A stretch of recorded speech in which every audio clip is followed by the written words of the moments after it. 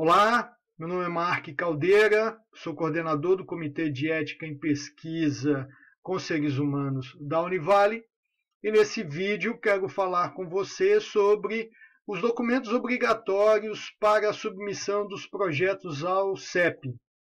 Na página do CEP, no endereço univale.br/ética, no menu Downloads, você vai encontrar informações pormenorizadas sobre cada um desses documentos e uma lista de checagem que irá orientá-lo com relação ao uso de um determinado documento ou não. De qualquer maneira, nesse vídeo nós vamos sintetizar as informações principais sobre cada um desses documentos. Existe uma série de documentos que são obrigatórios independentemente do tipo de pesquisa.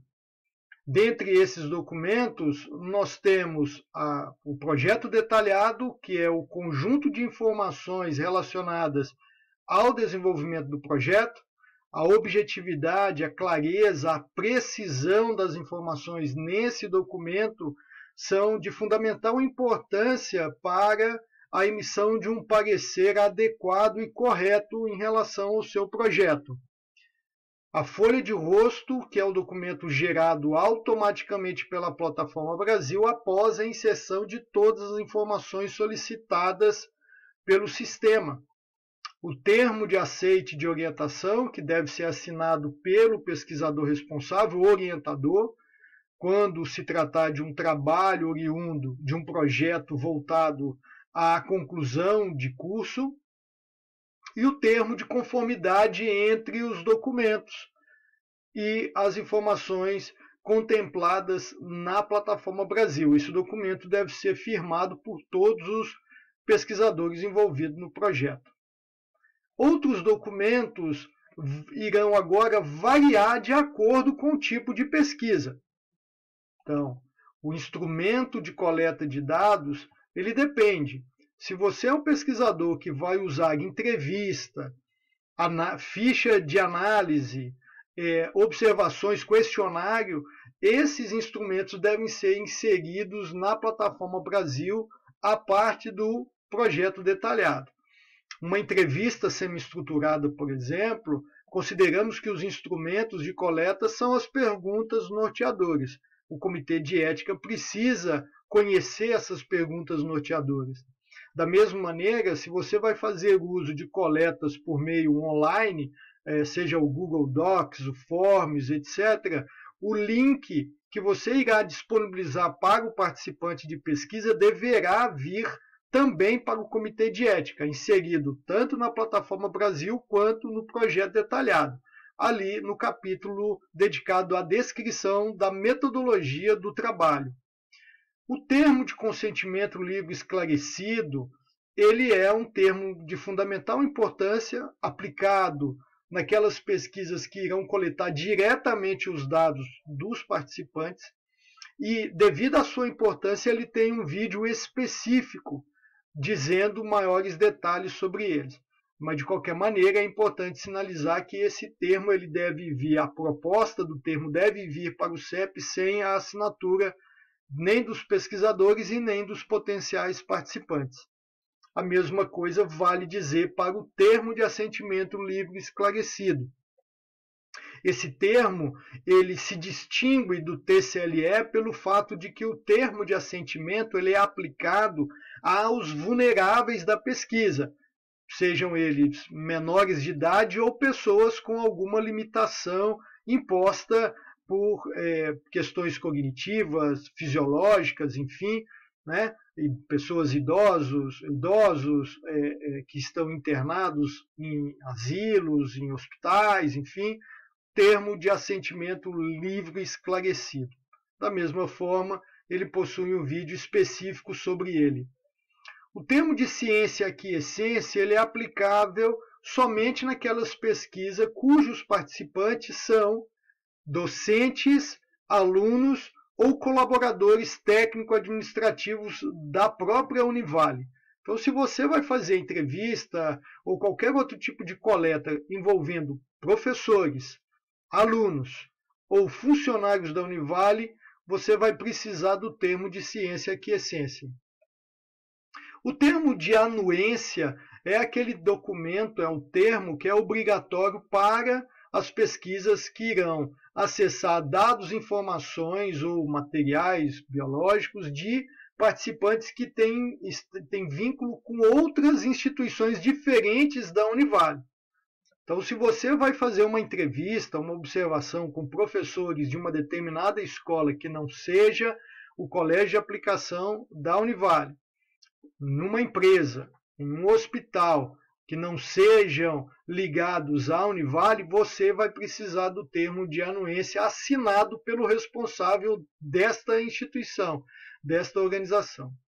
O termo de compromisso do fiel guardião é um termo que deve vir assinado pela pessoa responsável pela segurança do banco de dados que porventura você quer acessar. Então, por exemplo, você quer acessar os prontuários que estão sob a responsabilidade de um determinado hospital. A pessoa responsável pela segurança desses prontuários deverá assinar o termo do fiel guardião. De forma semelhante, se você quer acessar, por exemplo, um conjunto de dados de uma empresa, a pessoa responsável pela segurança desses dados deverá assinar também o termo de compromisso do fiel guardião. Então, toda vez que sua pesquisa envolver a coleta de dados secundários de uma outra instituição, o fiel guardião responsável pela segurança desses dados deverá firmar esse termo. O termo de compromisso de utilização de dados de prontuários é um termo assinado pelos pesquisadores que pretendem acessar prontuários em sua pesquisa. Independentemente se ele vai pedir dispensa de TCLE ou ele vai aplicar o termo de TCLE, o pesquisador que pretende acessar prontuários precisa firmar o termo de compromisso de utilização de dados de prontuários. Da mesma forma, se você quer acessar dados secundários que não sejam prontuários, você também deverá assinar um termo de utilização de dados secundários. Então vamos lá. Se você quer acessar prontuários, você terá que acessar o termo de compromisso de acesso a prontuários. Se você quer acessar dados secundários, mas que não são prontuários, você terá que firmar o termo de utilização de dados secundários.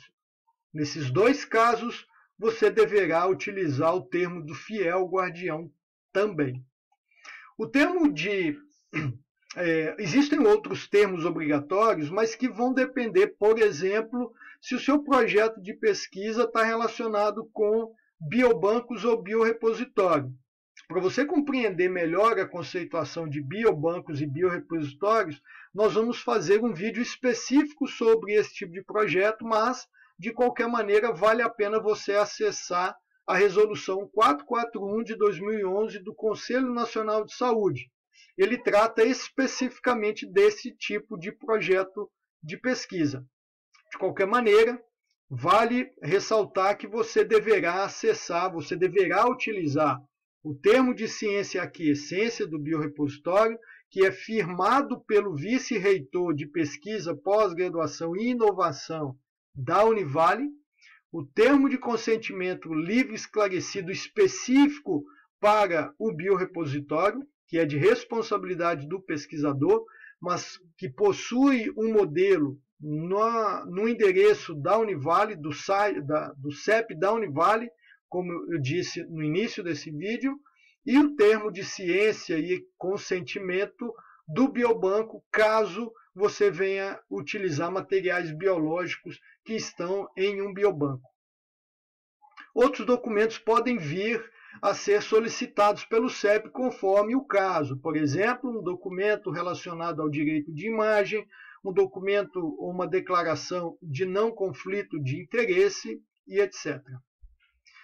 Os canais de suporte do CEP Univale aos pesquisadores são pelo telefone 33417738 ou por e-mail etica@univale.br, pelas mídias sociais, seja o Instagram e o Facebook no endereço CEP Univale ou presencialmente no bloco B7, sala 114 do Camping Itajaí. Muito obrigado.